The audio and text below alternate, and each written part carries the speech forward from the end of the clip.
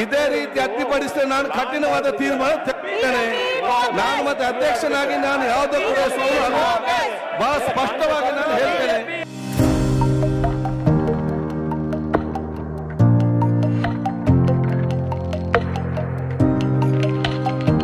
ಸದನದಲ್ಲಿ ಒಂದು ಸಂಪ್ರದಾಯ ಅನ್ನುವಂಥದ್ದು ಇದೆ, ನಿಮಗೆ ಗೊತ್ತಿದೆ. ಮಾನ್ಯ ಎಚ್ ಕೆ ಪಾಟೀಲ್ ಬೆಳಕು ಚೆಲ್ಲಬೇಕು.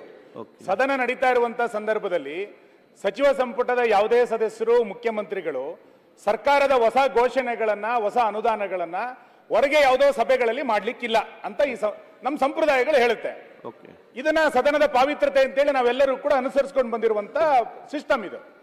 ಆದ್ರೆ ನಿನ್ನೆ ಮುಖ್ಯಮಂತ್ರಿಗಳು ಹುಬ್ಬಳ್ಳಿಯ ಒಂದು ಮುಸಲ್ಮಾನರ ಸಮಾವೇಶದಲ್ಲಿ 10,000 ಕೋಟಿ ರೂಪಾಯಿ ಅನುದಾನವನ್ನು ಅದಕ್ಕೆ ಕೊಡ್ತೇವೆ ಅಂತ ಅವ್ರು ಹೇಳಿದ್ದಾರೆ.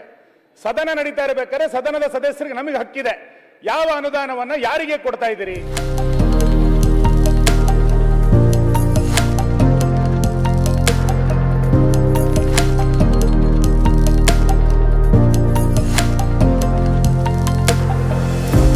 ಟಿವಿ ಚಾನಲ್ ಅಲ್ಲಿ ಕೂತ್ಕೊಂಡು ಅದನ್ನ ರಿಪೀಟ್ ಮಾಡಿ ನಾನು ನೋಡಿದ್ದೀನಿ.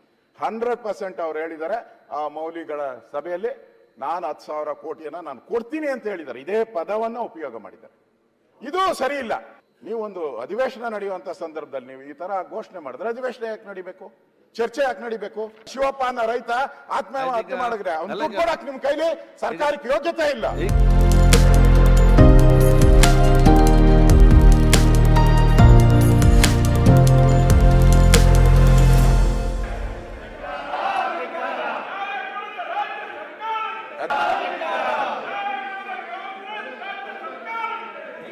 ಅಧ್ಯಕ್ಷರೇ